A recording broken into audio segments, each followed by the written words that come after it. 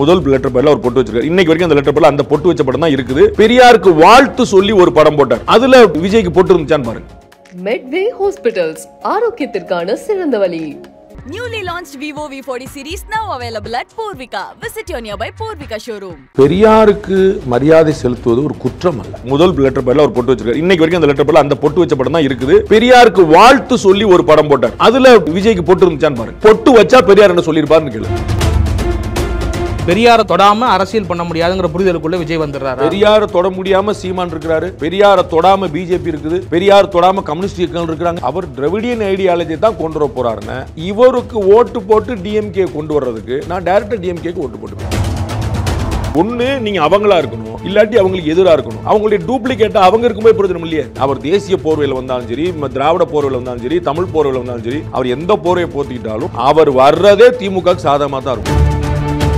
தடைகளை தாண்டி மாநாடுன்னு அவர் அறிவிச்சிருக்கு. தனியால நான் லாரி மேல நான் பேசுவேன், நான் நடத்தி தீர்வேன்னு சொல்லியிருந்தாருன்னு அது ஒரு பெரிய ஹீரோயிசமா போய் நின்றும். அரசியல் துணிச்சல் ரொம்ப முக்கியம். திமுக கூட்டணி உடையாமல் யாருக்கும் வெற்றி இல்லை. அதற்கு அதிமுகவும் முயற்சி பண்ணிட்டு இருக்கு, திரு விஜய் அவர்களும் முயற்சி பண்ணிட்டு இருக்காரு. பிஹைண்ட் ரூட்ஸ் நேயர்களுக்கு சமீபத்திய அரசியல் நிகழ்வு குறித்து நம்மிடையே பேசுவதற்காக மூத்த ஊடகவியலாளர் ரங்கராஜ் பாண்டே சார் அவர்கள் இணைந்திருக்கார். வணக்கம் சார். இப்போ பேசுபொருளாக இருக்கக்கூடிய விஷயம் விஜய் அவர்கள் நேற்று பெரியார் சிலைக்கு மரியாதை செலுத்தி இருக்கிறாரு. இது நாள் வரைக்கும் விஜய் அவர்கள் என்ன அரசியலை முன்னெடுக்க போறாரு அப்படி இப்படின்னு நிறைய சந்தேகங்கள்லாம் இருந்துச்சு. அப்பப்போ பேசுறாரு, இன்னும் முழுசா வெளிப்படுத்தல அப்படிங்கிற மாதிரி இருந்துச்சு. நேற்றைய பதிவும் இருக்கட்டும், அவருடைய செயல்பாடு இருக்கட்டும், எதை உணர்த்துதுன்னு நினைக்கிறீங்க? பெரியாருக்கு மரியாதை செலுத்துவது ஒரு குற்றம் அல்ல. ஐயோ அப்படி பண்ணிட்டீங்களே நீங்க சொல்றது ஒண்ணு இல்லை. பெரியவர்கள் எல்லோருக்கும் மரியாதை செலுத்துவது நம்முடைய பழக்கமா இருந்துச்சு. அதனால ஒன்றும் பெரியார் எங்களுடைய தலைவர் இல்லை அப்படின்னு சொல்ற சீமானே பெரியாருக்கு மரியாதை செலுத்தலாம்னு சொல்றாரு. அதுல ஒன்றும் குழப்பம் இல்லை. பிஜேபியிலேயே திரு எல்முருகன் அண்ட் ஆரம்ப காலங்களில் திரு அண்ணாமலை இவங்கெல்லாம் கூட பெரியாரை மதிக்கலாம் அப்படிங்கிற ஒரு சித்தாந்தம். ஸோ நமக்கு அது கொள்கை முரண்பாடு இருந்தாலும் பெரியவர்கள் பெரியவர்களே, அதில் நமக்கு ஒன்றும் குழப்பம் இல்லை. ஆனால் விஜய் அவர்கள் இன்னமும் தன்னுடைய கொள்கை என்னன்னு அறிவிக்கல. அப்போ நாமெல்லாம் என்ன பண்ணுறோம், அவருடைய ஒவ்வொரு ஆக்ஷனுக்குள்ளேயும் கொள்கையை தேடுறோம். இங்கே தான் அந்த காம்ப்ளிகேஷன்ஸ் வருது. அவர் ஒன்னொன்று செஞ்சாலும் அவர் முதல் நாள்லேயே கட்சி ஆரம்பித்த அன்னைக்கான லெட்டர் பேட்லேயே போட்டு வச்சிருக்கிறார். அப்போ என்னப்பா இது இந்த பக்கம்னு பார்த்தோம். அப்புறம் மதவாதத்துக்கு எதிராகவும் ஊழலுக்கு எதிராகவும் அப்படின்னாரு. ஓகே, அப்போ ரெண்டு பார்ட்டிக்கும் ஆல்டர்னேட்டிவா அப்படின்னு ஒரு எதிர்பார்த்தோம். அப்புறம் நம்ம சீமான் கூட சேர போறாருன்னு தமிழ் தேசியம் பக்கம் நினைச்சோம். பெரியார் பக்கம் போனோம்னா இப்போ திராவிடம் பக்கமா இருக்கு. இப்போ நம்ம ஒழிட்டிட்டே இருக்கோம். அவர் தெளிவா இருக்கிறார். அவர் எந்த பக்கம்னு சொல்ல, அவர் மாநாடு நடத்தி இந்த கொடிக்கான விளக்கமே நான் அங்கே தான் சொல்றேன்னு சொல்லி சொன்னார். கொள்கை பாடல் ஒன்று சொன்னார். கொள்கை பாடல ஒன்றும் விஷயம் இல்லை. தமிழன் ஜெயிப்பான், எல்லாரும் வருவான், எல்லாருக்கும் எல்லாம் கிடைக்கும். அது எல்லாரும் தான் சொல்லுவாங்க. எந்த கட்சி இல்லைன்னு சொல்லுவாங்க. கம்யூனிஸ்ட் கட்சியில இருந்து காங்கிரஸ் கட்சி வரைக்கும் எல்லாருக்கும் எல்லாங்கிற எல்லாரும் தான் சொல்ல போறாங்க. ஸோ இவருடைய ஐடியாலஜி என்ன, நாம கன்ஃபியூஸா இருக்கிறோம். அவர் தெளிவா இருக்காரா கன்ஃபியூஸா இருக்குன்னு தெரியாது. ஒருவேளை அவர் திராவிடியன் ஐடியாலஜி தான் கொண்டு வர போறாருன்னு அவருக்கு சேலஞ்ச் அதிகமா இருக்கு. அவர் நினைக்கிற மாதிரி சுலபமா இருக்காது. ஏன்னா ஏற்கனவே இந்த திராவிடியன் ஐடியாலஜில ஸ்ட்ராங்கா ஒரு பார்ட்டி இருக்கு, டிஎம்கேன்னு. அவங்களுடைய ரிஃபைன்டு வெர்ஷனா ஏடிஎம்கேன்னு ஒன்று இருக்கு. நாங்களும் திராவிடியன் ஐடியாலஜி தான், நாங்களும் பெரியார் சொல்லுவோம், நாங்களும் எம்ஜிஆர் சொல்லுவோம், அண்ணாவை சொல்லுவோம், எல்லாம் சொல்லுவோம். ஆனால் நாங்கள் இன்னும் கொஞ்சம் பெட்டரா இருப்போம். நாங்கள் ஒரு கடவுள் மறுப்பு, சாமி இல்லை, அப்படி பூதம் இல்லை, அந்த மாதிரி சண்டைக்கு போக மாட்டோம். கும்பிடுறோம் கும்பிட்டு பேசாம இருப்போம். ஒரு ரிஃபைன்டு வெர்ஷனா இருக்காங்க. அதோட இன்னொரு ரிஃபைன்டு வெர்ஷனா ஒருத்தர் கிளம்புறாருன்னு அது ஏற்கனவே அங்கே இருக்குன்னு வருது. அப்போ டிஎம்கே உடைய பாலிசி தான் ஏன் பாலிசி நினைச்சாங்க எனக்கு தெரியாத போல நான் சொல்லிடுறேன். நான் சரிங்களா, அவர் அந்த ஐடியால தான் இருக்கிறாரு நான் சொல்லல. ஒருவேளை அதுதான் அவருடைய ஐடியாவா இருக்குமானால் இவருக்கு ஓட்டு போட்டு டிஎம்கே கொண்டு வர்றதுக்கு நான் டைரக்டா டிஎம்கேக்கு ஓட்டு போட்டு போயிடுவேன். இல்ல டிஎம்கே வேண்டாம்னு நினைக்கிறேன், அப்ப நான் ஏடிஎம்கே ஓட்டு போயிடுவேன். டிஎம்கே வேண்டாம், ஏடிஎம்கே வேண்டாம், ரெண்டுமே திராவிடியன் ஐடியாலஜி மாத்தி மாத்தி இருக்காங்க. இந்த ரெண்டுமே வேண்டாம்னு சொல்றது அந்த பிஜேபி உடைய குரூப்பா இருக்குது, நாம் தமிழர் குரூப்பா இருக்கு. நான் அதிமுக திராவிட இயக்கங்களே காலிங்க அப்படின்னு சொல்லி அப்ப வேற ஒரு ஐடியாலஜி நம்ம கிடைக்கும். அவங்களுக்கு ஒரு ஓட்டு கூடிட்டு அப்ப நீங்க எந்த பக்கம் இருக்கீங்கன்னு தெரிஞ்சுக்கணும். ரெண்டு கழகங்களும் வேண்டாங்கிற இடத்துலயா, ரெண்டு கழகங்கள்ல ஒரு ஆளா மூணாவது கழகம் 1A 2A அப்படின்னு வர போறீங்களான்னு பார்க்கணும். அப்படி திராவிட கழகங்களுக்கான ஒரு ரிஃபைன்டு வெர்ஷனா தான் வந்தார் அப்படின்னு அவருக்கு இன்னும் சேலஞ்ச் அதிகம். தன்னுடைய பேச்சுக்கள்லையும் சரி, இந்த மாதிரியான விஷயங்கள்லையும் சரி, அதுலயுமே ஒரு பதிவை போட்டிருக்காரு, பெரியார் வழியில நடப்போம் அப்படிங்கிற மாதிரி ஒரு வாசகத்தையும் பொருத்தி இருக்கிறாரு. ஏதாவது அனுமானிக்க முடியுதா ஒரு தீர்க்கமா திராவிட பக்கம் தான் நகர்றாரு அப்படிங்கிற? நம்ம அது அவர் பிளைண்டா ஒரு யூகம் பண்றது நமக்கு அபத்தமா போய் முடியும்னு நினைக்கிறேன். நாளைக்கு ராமானுஜருக்கு ஒரு வாழ்த்து சொல்லிட்டாரு என்ன செய்யறது? அதனால இப்ப நாளைக்கு நம்ம இன்னொரு பேட்டி வேணா பண்ணலாமே தவிர நம்ம அவர் கொள்கையை மாத்திட்டாருன்னு சொல்ல முடியாது. அவர் கொள்கையை அறிவிக்கிற வரைக்கும் நம்ம கொள்கையை டீகோடே பண்ண முடியாது. அறிவிச்சாதானே டீகோட் பண்றது. அப்ப நாம இங்க என்ன தெரிஞ்சுக்கிறோம், அவர் பெரியாருக்கு வாழ்த்து சொன்னார், சூப்பருங்க, ரைட். பெரியார் பெண்ணியம் பேசுறார், யார் பெண்ணியம் பேசல? பெரியார் பெண் கல்வி வேணும்ன்றார், யார் பெண் கல்வி வேண்டாம்னு சொன்னார்? ஈவி.கே. இளங்கோவன் மத்திய அமைச்சராக இருந்தவர், பெரியாருடைய பேரன். அவர் நேற்று பேசும்போது சொல்றார், ஒரு அமைச்சராக இருக்கிறவர், அதுவும் ஒரு பெண்ணாக இருக்கிறவர், கொஞ்சம் அடக்க ஒடுக்கமாக பணிவா இருக்கணும் அப்படின்னு நிர்மலா சீதாராமன் பத்தி சொல்றார். அப்ப இவங்க தான் எந்த இடத்துல இருக்காங்கன்னு தெரிஞ்சுக்கணும். பெரியாருடைய பேரன் ஒரு பெண்ணு எப்படி இருக்கணும்னு ஒரு புது பாடம் நடத்துற, பணிவா அடக்கமா ஒடுக்கும். அப்ப இவங்கள்ட்ட தான் அந்த ஐடியாலஜி இருக்குதாங்கிற பாத்துக்கோ. சொல்லுங்களா, பெண் கல்வி வேணும்,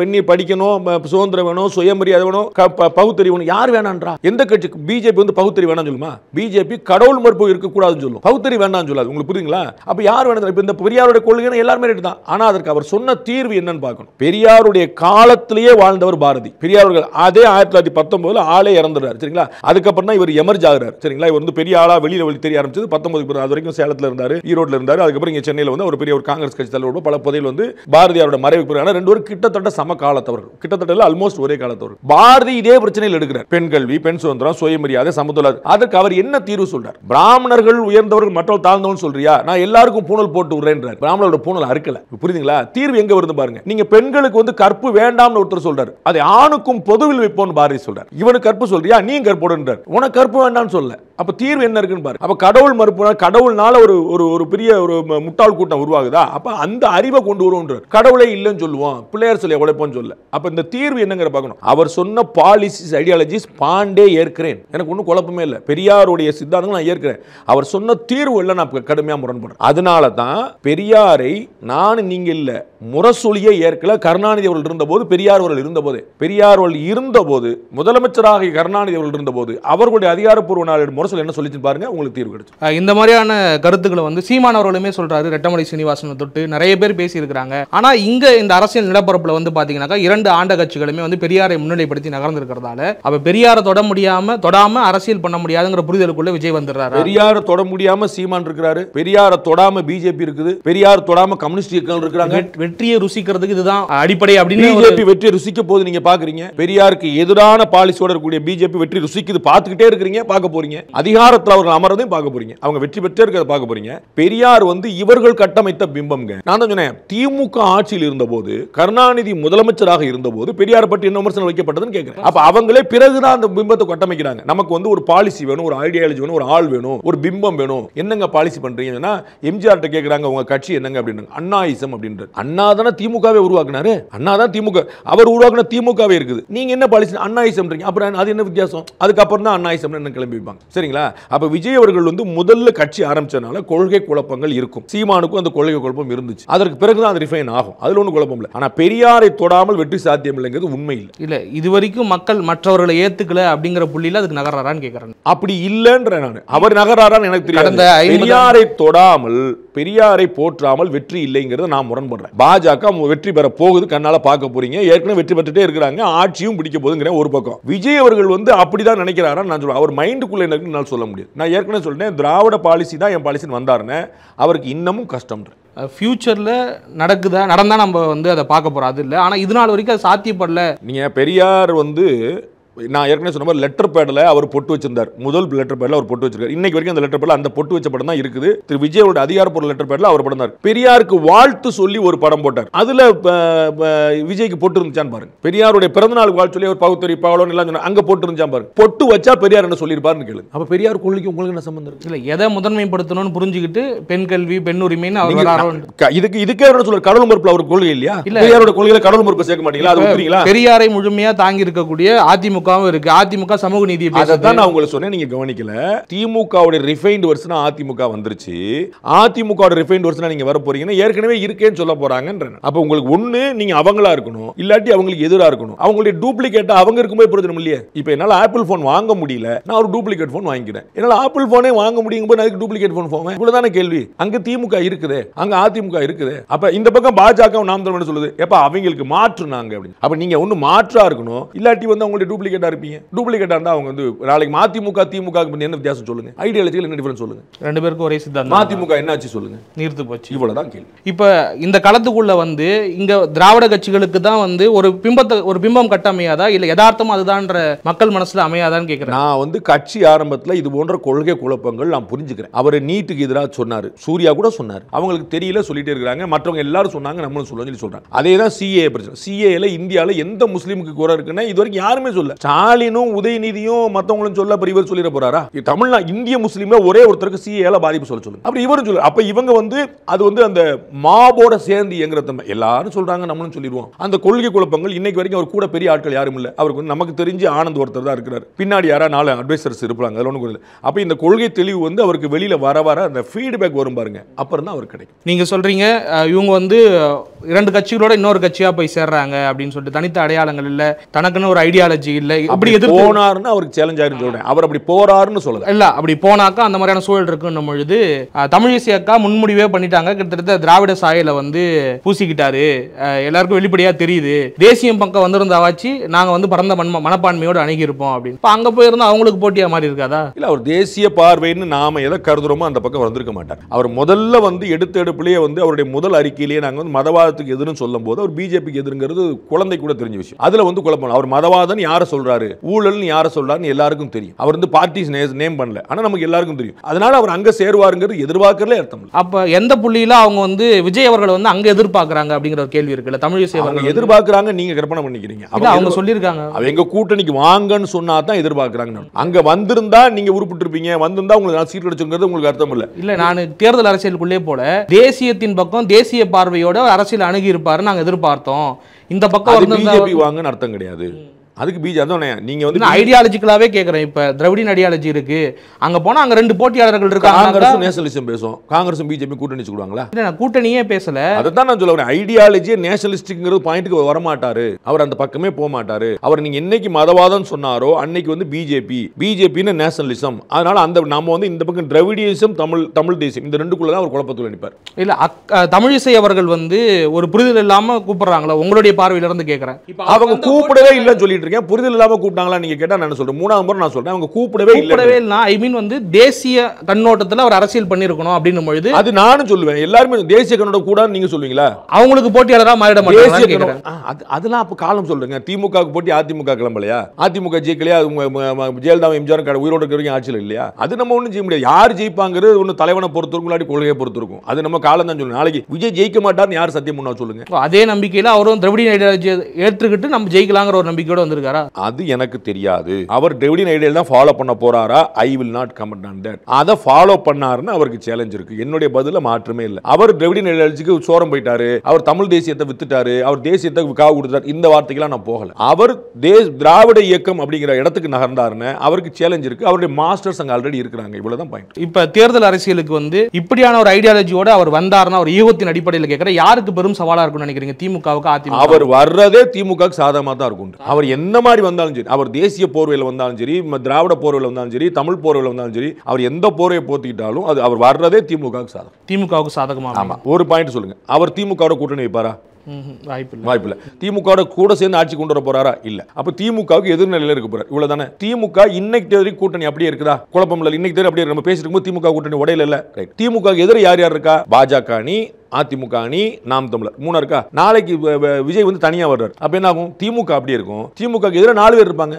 யாருக்கு சாதகம்? இப்ப அதிமுக வந்து தன்னெழுச்சியா மேல வரதுக்கான வாய்ப்புகளும் அமையலாம் இல்லையா? ஓட்டுகள் பிரியும் பொழுது ஏன்னா வரலாம். ஆனா வந்து தனியா இருந்தா அவங்க ஆட்சி அதிமுக இன்னைக்கு இருக்க கூட்டணியில ஆட்சியை பிடிக்க முடியும். இதுக்கு முந்தைய காலத்துல தனிப்பெரும் கட்சியாவே அவங்க ஆட்சியை பிடிச்சிருக்காங்க. அப்ப வந்து திமுக வலுவான அணி இல்லாம இருந்துச்சு. மக்கள் நல கூட்டணி திசை திரும்புறதுக்கு வேற ஒரு இடம் இருந்துச்சு. 5% ஓட்டை வாங்கிட்டு போறதுக்கு வேற ஒரு கூட்டணி இருந்துச்சு. இன்னைக்கு மக்கள் நல கூட்டணின்னு ஒண்ணு இல்ல. அதோட ஓட்டிங் திசை திரும்பல. அப்ப வந்து இன்னைக்கு திமுகவுடைய கூட்டணி வலுவா இருக்கு. அதிமுக வலுவான கூட்டணி இல்ல. திமுக வெல்வது கொள்கையாலோ கோட்பாடாலோ 3ஆண்டு ஆட்சினால கிடையாது. அவங்களுடைய கூட்டணினால. அந்த மாதிரி கூட்டணி இல்லைன்னா அதிமுக தோல்விதான். அந்த மாதிரியான ஒரு சூழல் 2016 உதாரணத்துக்கு எடுத்துக்கிறேன். எதுக்காக கேட்கிறேன்னாக்கா, இப்படியான ஒரு விஷயம் செஞ்ச உடனேயே அன்பு இளவல் விஜய் அவர்களுக்கு வாழ்த்துக்களை தெரிவிச்சுக்கிறேன்னு சொல்லிட்டு ஒரு பக்கம் திருமாவளவன் அவர்கள் வந்து வாழ்த்து போடுறாரு. நீங்க செய்யக்கூடிய அந்த விஷயம் வந்து உள்ளபடியே நம்பிக்கை கொடுக்குது எங்களுக்கு அப்படிங்கிற மாதிரி. திருமாவளவன் அவர்கள் வெளியே போவாரா அப்படிங்கறத இன்னைக்கு சொல்ல முடியாது. அவர் வந்து ஒரு தன்னுடைய மதிப்பு கூட்டுதலுக்கு ஒரு முயற்சி அங்க பண்ணியிருக்கிறார். எனக்கு வந்து மது ஒழிப்பு மாநாடு பண்ண போறேன், அப்புறம் ஆட்சியில பங்கு, அதிகாரத்தில் பங்கு கேட்க போறேன். அது that was not received well by DMK. அதனால வந்து ஒரு மத்திய அரசுக்கு நான் வந்து கோரிக்கை வைக்கிறேன்னு கொஞ்சம் மாத்திட்டார். ஆனா அவர் என்ன நோக்கத்துக்காக இதெல்லாம் சொன்னார் உங்களுக்கு தெரியும். நான் ரொம்ப திடமா நம்புறேன் திமுக கூட்டணியில வெளியே போறதுக்காக அவர் சொன்னார்னு நினைக்கல. அவர் 6 சீட் கொடுத்தீங்கல்ல, இந்த முறை 10 சீட் கொடுங்க. சும்மா கேட்க முடியாதுல்ல. அப்ப என்னுடைய வேல்யூ நான் ஏத்துறேன். அப்ப ரைட், அப்ப வேற வழி இல்லப்பா. என்ன எல்லாரோடையும் நான் சமமானதாங்க. கம்யூனிஸ்ட் கட்சியும் நானும் ஒண்ணு கிடையாது. அவங்களுக்கு யாரு என்ன யாரும் சொல்லாதீங்க. அப்ப எனக்கு 10 கொடுங்க. நான் வந்து 2வது பெரிய கட்சி, 3வது பெரிய கட்சி, குறைஞ்சபட்சம் திமுக நம்பர் 1 கட்சி, காங்கிரஸ் நம்பர் 2 கட்சி, விடுதலை சிறுத்தைகள் நம்பர் 3 கட்சிங்கிற இடத்துக்கு அதை நகர்த்துங்க. எல்லாரும் ஒண்ணு அப்படின்னு கொண்டு போகாதீங்க. மதிமுக வேற இடத்துல இருக்கு, விடுதலை 2 கம்யூனிஸ்ட் வேற இருக்கு, நான் வேற இடத்துல இருக்குன்னு காட்ட விரும்புறேன். அப்ப அது மட்டும் இருந்துச்சுன்னா திமுக வர நடுவுல வந்து ஒரு 8 சீட் வாங்கிக்கங்க, ஏதோ ஒன்று செஞ்சுக்கணும் சமரசம் பண்ணும். இல்ல நான் கூட்டணி விட்டு வெளியே போறேனாங்கிறது வரக்கூடிய ஆஃபர்களை பொறுத்து. ஆனா திருமாவளவன் ஒரு கெட்டிக்கார அரசியல்வாதி, அவருக்கு தெரியும் இந்த கூட்டணி அப்படியே இருந்தா அவருக்கு அடுத்த முறையும் சீட்டு கிடைக்கும், எம்எல்ஏ கிடைப்பா. நீங்க மத்தத்துல போனீங்க, நீங்க வந்து விஜய் கூட கூட்டணி சேர்றீங்க, அவர் 25 சீட் கொடுக்குறாரு. 25ல எவ்வளவு வெல்லுவீங்கிற என்ன உத்தரவாதம் இருக்குது? மக்கள் நல கூட்டணியில அவர் 25 சீட் போட்டிட்டார், என்ன வென்றாரு? சோ எவ்வளவு வாங்குறேங்கிற மேட்டர்ல எவ்வளவு எடுக்கிறேங்கிற மேட்டர். திமுக கூட இருந்தா எவ்வளவு மேக்ஸிமம் எடுக்க முடியும்னு அவருக்கு தெரியும். இன்னைக்கு 2 எம்பி எங்க கிடைச்சு? 2 எம்பி தான் போட்டிட்டாரு, 2 எம்பி கிடைச்சிருச்சு. எங்க இருந்து கிடைச்சது? இவர் தனியா போட்டிட்டு இருந்தா கிடைச்சிருக்குமா? நீங்க சொல்லுங்க. விடுதலை சிறுத்தைகள் தனியா போட்டிட்டு இருந்தா 2 எம்பி கிடைச்சிருக்குமா? அவ்வளவுதான். அது அவருக்கு தெரியாதா? உங்களுக்கும் எனக்கும் தெரிஞ்சிட்ட விஷயம், திருமாவளவனுக்கு தெரியாதா? They are very smart. இப்ப அரசியலை பொறுத்த வரைக்கும் எந்த நிமிடம்னா எது வேணா மாறலாங்கிறது தான் யதார்த்தமா இருக்கு. கடைசி கட்டத்தில் 2014 நடந்த மாதிரி இந்த மாதிரியான இன்டாக்டா இருக்கக்கூடிய கூட்டணி பிரிஞ்சு ஏதோ ஒரு காரணம், அதற்கான முயற்சி அதிமுகவும் தமிழக வெற்றி கழகமும் கடுமையா பண்றாங்க. திமுக கூட்டணி உடைக்க பார்க்க. நான் வந்து பலமுறை சொல்றேன், திரும்ப சொல்றேன், திமுக கூட்டணி உடையாமல் யாருக்கும் வெற்றி இல்லை. கேப்ஸ்ல போட்டுங்க, திமுக கூட்டணி உடையாமல் யாருக்கும் வெற்றி இல்லை. அதிமுகன்னு அணி இல்லாம யாருக்கும் வாய்ப்பு இல்லை. அந்த ஒரு அணியில அதிமுக இருக்கணும். அது வந்து விஜய் கூட சேர்றாங்களா, பிஜேபி கூட சேர்றாங்களா, நாம் தமிழ் கூட, அதிமுக இல்லாத ஒரு அணிக்கு வெற்றி வாய்ப்பு இல்லை. அதிமுக அணிக்குமே திமுக உடைஞ்சா தான் வெற்றி. நல்ல 2 ஸ்டேட்மெண்ட். ஒன்னு, திமுக உடைஞ்சா தான் முதல்ல யாருக்குமே வெற்றி. அது முதல்ல முடிஞ்சு போச்சு. இவங்களை வந்து உடையாம வந்து அதிமுக சேர்ந்தாலும் ஜாட்டா கூட பெரிய சேலஞ்ச் தான். அவங்களுக்கு வந்து கடுமையான போட்டியை கொடுக்கலாம். 2016 மாதிரி ரிசல்ட் வரலாம், நெக் டு நெக் வரலாம். ஆனா திரும்ப திமுக வந்துடும். அப்ப நீங்க திமுக கூட்டணி உடையணும். அதுக்கு அதிமுகவும் முயற்சி பண்ணிட்டு இருக்கு, திரு விஜய் அவர்களும் முயற்சி பண்ணிட்டு இருக்கு. காங்கிரஸ்ல இருந்து 2 கம்யூனிஸ்ட்ல இருந்து விடுதலை சிறுத்தைகள் எல்லார்ட்டையும் பேசிட்டு இருக்காங்க. எது மெட்டீரியல்ஸ் அதுங்கிறத பார்த்து தான் சொல்லணும். இப்ப திமுக கூட்டணி உடையும் பட்சத்துல பல அணிகளா பிரிஞ்சு உடைஞ்சு நிக்கிறப்ப வந்து அது அதிமுகவுக்கு சாதகமான சூழலா தான் கிடைக்கும். அவங்க தான் 2வது பெரிய கட்சி. திமுக கூட்டணி உடைஞ்சா ஃபர்ஸ்ட் சாதனை தான் உங்களுக்கு சொன்னேன். ஏடிஎம்கே இல்லாத ஒரு அணிக்கு வெற்றி இல்லைன்னு சொன்னேன். ஆளுக்கு ஒரு 20, 2004 பீகார்ல அந்த மாதிரி இருக்கும், ஆளுக்கு 35-40 சீட் வச்சிருப்பாங்க. 10 கட்சி 30 சீட் எல்லாம் 300 சீட்டு வந்து ஆளுக்கு வந்து பிரிச்சிடும். அப்படி வந்து நிற்கும். இப்போ அரசியல் கட்சி தொடங்கி விஜய் அவர்கள் வந்து பெருசா வெளியில வந்து பேசாதது, ஒரு பிரஸ் ரிப்போர்ட் கொடுக்காதது, இல்ல மேடை ஏறி பேசாதது பல விமர்சனத்துக்கு உள்ளாகுது. இது என்ன? அதுல விமர்சனம் பண்றதுக்கு ஒண்ணும் இல்ல. ஆனா அவர் வந்து திட்டமிட்டபடி மாநாடு நடத்தி இருக்கணும்னு நான் தனிப்பட்ட முறையில் ஒரு பேச்சுக்கு வந்து அது என்னைக்கு தெரியாது, அவர் அறிவிக்கல. ஆனால் நம்ம ஒரு 23ஆம் தேதி நான் மாநாடு நடத்துறேன் அப்படின்னு சொல்லியிருந்தாருன்னு தடைகளை தாண்டி மாநாடுன்னு அவர் அறிவிச்சிருக்கும். தன்னந்தனியாகவாது விஜய் பேசுவேன். விக்கிரவாண்டியில் விஜய் 23ஆம் தேதி நிற்பான். நான் வந்து நீங்க கொட்டகை போடுங்க, ஷெட்டு போடுங்க, மாநாடு போடுங்க, கூட்டம் போடுங்க, தனியால நான் லாரி மேல நான் பேசுவேன், நான் நடத்தி தீர்வேன்னு சொல்லியிருந்தாருன்னு அது ஒரு பெரிய ஹீரோயிசமா போய் நின்றுக்கும். அரசியல் துணிச்சல் ரொம்ப முக்கியம். அது முக்கியம் இல்ல, அது அடிப்படை ஃபண்டமெண்டல். அவர் என்ன சொல்லிக்கலாம், நாங்க அறிவிக்கவே இல்லையே, நாங்க ஆனா நமக்கு லெட்டர் கொடுத்ததை பார்த்தோம், அவங்க பெர்மிஷன் கேட்டதை பார்த்தோம், 21 கேள்வி கேட்டதை பார்த்தோம், அவங்க பதில் சொல்ல. அப்ப நீங்க வந்து அவங்க ஒரு டிஎஸ்பி உங்களை வந்து ஒரு சேலஞ்ச் பண்ணிட முடியும்னா, அதுக்கு மேல எஸ்பி இருக்காரு, டிஐஜி இருக்காரு, ஐஜி இருக்காரு, ஏடிஜி இருக்காரு, டிஜி இருக்காரு, டிஜில 5 டிஜி இருக்காங்க. நீங்க அப்ப என்ன செய்ய போறீங்க? அப்ப நான் ஏற்கனவே சொன்னதான், ஒரு பாட்டுல பணக்காரர் ஆறதும் ஒரு ஓட்டுல முதலமைச்சர் ஆறதும் சினிமால சாத்தியம், இங்க சாத்தியம் இல்ல. அப்ப நீங்க வந்து ரியல் டைம் பொலிட்டிஷியனா நீங்க வர்றீங்க, இது தெரிஞ்சுதான் வர்றீங்க. இந்த மாதிரி குடைச்செல்லாம் இருக்கும் தெரிஞ்சு வரீங்க. நான் நடத்துவேங்க நின்று இருக்கணும். அது நின்றுந்தாருன்னு ஈஸியா இருந்திருக்கும். அப்ப 4 கேஸ் வரத்தான் செய்யும், 2 பிரச்சனை வரத்தான் செய்யும். யாரோ கட்சிக்கார 2 பேர் உணர்ச்சி போடுவான், 2 பேருக்கு அடி விழுவும், 4 பேர் கைதாவான், விஜய் மேலே வழக்கு வரலாம், எல்லாமே நடக்கும். But you have to face the music. அது ஒன்றுக்குள்ள நான் எதுவுமே பண்ணாம அப்படியே வருவேன் அப்படியே போவேன் நீ சொல்ல முடியாது. நீங்க வந்து அன்னைக்கு நாங்கள் விக்கிரவாண்டியில் விஜய் மாநாடு உறுதி 23 அறிவிப்பு நீங்க பாத்துக்கன்னு சொல்லிட்டாருன்னா அது வேற கேம். திமுகவில் இருந்து வெளியேறின எம்ஜிஆருக்கு மட்டுமே வெற்றிங்கிறது சாத்தியப்பட்டிருக்கு. அதுவுமே அவர் பல காலம் அரசியலில் இருந்ததுக்கு அப்புறம் செங்குத்தா அந்த இயக்கத்தையே பிளந்து ஒரு வெற்றியை சாத்தியப்படுத்தினார். அதுக்கப்புறம் அந்த நடிகர்கள்லாம் பெருசா அவங்களால ஜொலிக்க முடியல. ஆனா விஜய் அவர்கள் வந்து வெற்றி பெற முடியாது அப்படிங்கிறத பெரும்பாலானவங்க வந்து அனுமானிக்கிறாங்க, பெருசா முதலமைச்சரால் ஆக முடியாதுன்னு. ஆனா எல்லா கட்சிகளும் அவர் மீதான ஒரு கண்ணோட்டம் வச்சிருக்காங்களா? ஏன்னா ஏதோ ஒரு டென்ட் டேமேஜ் பண்ண போறாரு. ரெண்டா பிரிச்சு பார்க்கணும். ஒன்னு, எம்ஜிஆர் திமுகவை செங்குத்தா பிரிக்கல, நல்லா ஞாபகம். எம்ஜிஆர் திமுகவை வெளியேற்றப்பட்ட போது அவர் கூட யாருமே வரல. செங்குத்தா திமுகவை பிளந்தது வைகோ. வைகோ அவர்கள் தனியா பிளவுபட்ட போதுதான், அவர் கட்சியை விட்டு துரோக பேர் சொல்லி நீக்கப்பட்ட போதுதான் கிட்டத்தட்ட 12-13 மாவட்ட செயலாளர்கள் வந்து அன்னைக்கு 30 மாவட்ட செயலாளர் தான் மொத்தமே இருந்தாங்க. இன்னைக்கு 80 பேர் கிட்ட இருக்காங்க அந்த கட்சிக்கு. அப்ப சரிபாதி வெளியே வந்து நின்னாங்க. சேலத்துல அப்ப வந்து கலைஞர் இருக்கிறாரு, அறிவாலே நம்மகிட்ட இருக்குமான்னு கேள்வி வந்து. அப்ப சேலத்துல இருந்து அவர் சென்னையில் இருக்கக்கூடிய தொண்டர்களுக்கு சொல்றாரு, அறிவாலே நம்மகிட்ட இருந்தது அப்படின்னு சொன்னா தான் நான் சென்னை வரும் வரமாட்டேனார். அப்ப செங்குத்தாக பிளந்தது எம்ஜிஆர் இல்ல வைகோ. மக்கள் தான் அவருக்கு போய் நின்னாங்க. அன்னைக்கு வந்து எம்ஜிஆர் கட்சி விட்டு நீக்கின போது 3 நாள் தமிழ்நாட்டில் பஸ் கார் எதுவும் ஓடல. எம்ஜிஆர் வாழ்க்கை போட்டா தான் எமர்ஜென்சி வண்டியே போக முடியும். அப்படி ஒரு ஸ்தம்பிப்பு தமிழ்நாடு மக்கள் மத்தியில் இருந்துச்சு.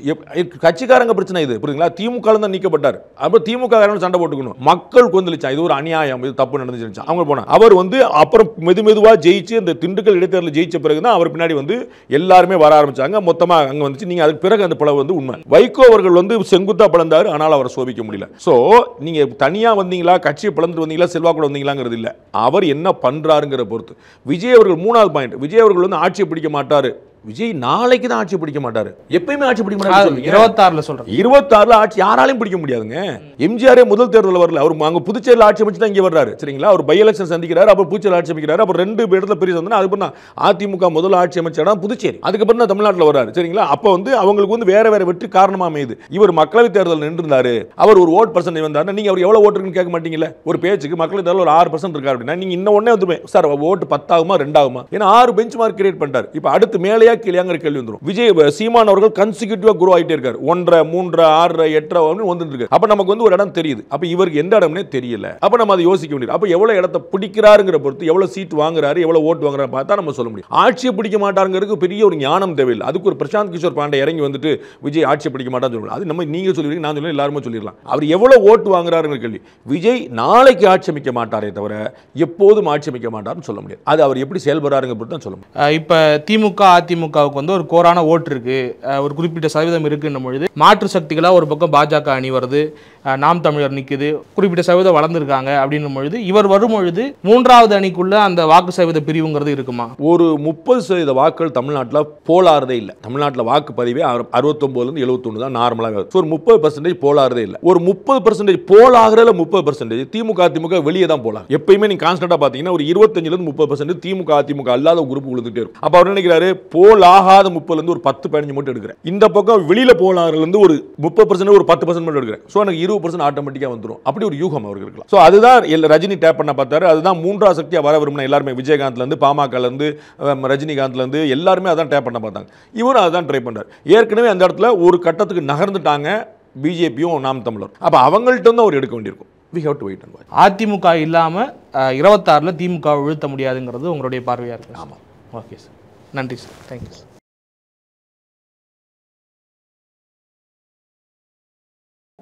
Medway Hospitals, ஆரோக்கியத்திற்கான சிறந்த வழி. Newly launched Vivo V40 series now available at Purvika. Visit your nearby Purvika showroom.